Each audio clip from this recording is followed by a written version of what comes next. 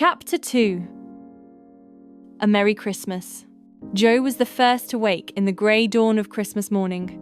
No stockings hung at the fireplace, but she remembered her mother's promise and drew out a little crimson-covered book. It was a beautiful old story, a true guidebook for any pilgrim. She woke Meg with a Merry Christmas, and a green-covered book appeared under Meg's pillow.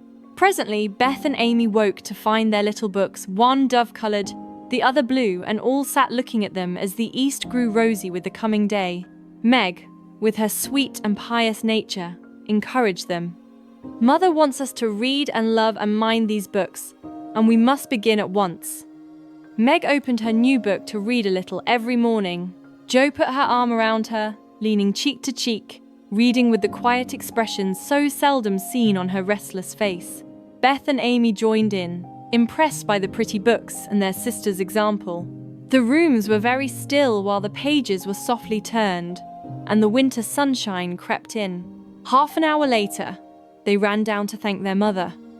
Hannah, the family's long-time friend and servant, informed them. Some poor creature come a-begging, and your ma went straight off to see what was needed. Meg began to organise the presents collected in a basket. Jo discovered Amy had taken her cologne and gone off to change the little bottle for a big one, giving all her money for it, truly trying not to be selfish. Meg hugged her. Jo pronounced her a trump. Suddenly, their mother returned. She told them, "Not far away from here lies a poor woman with a little newborn baby.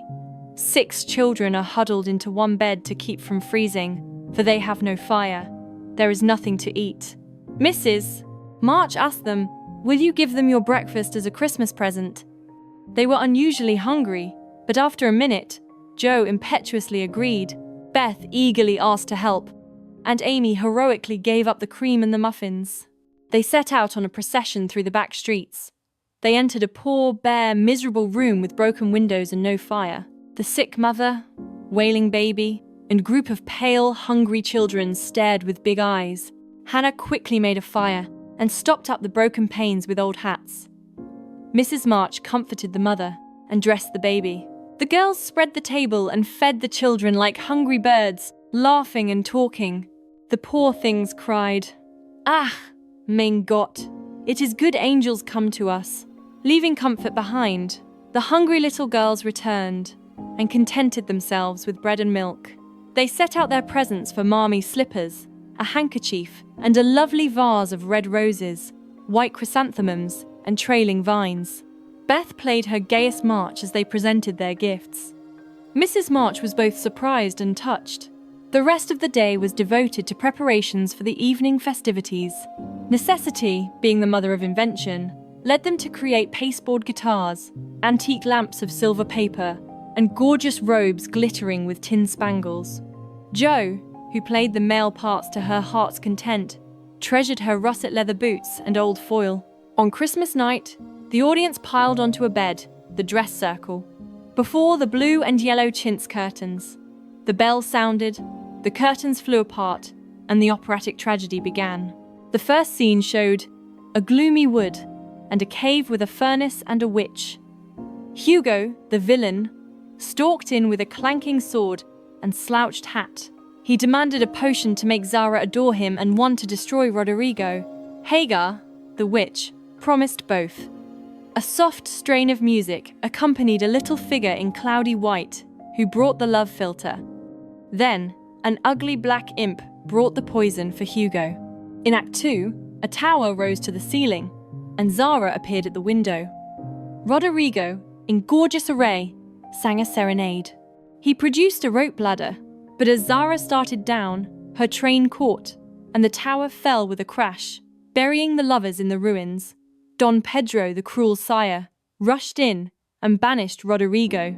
In Act 3, Hagar changed the poisoned cups, and Hugo drank the poison intended for Roderigo, falling flat and dying.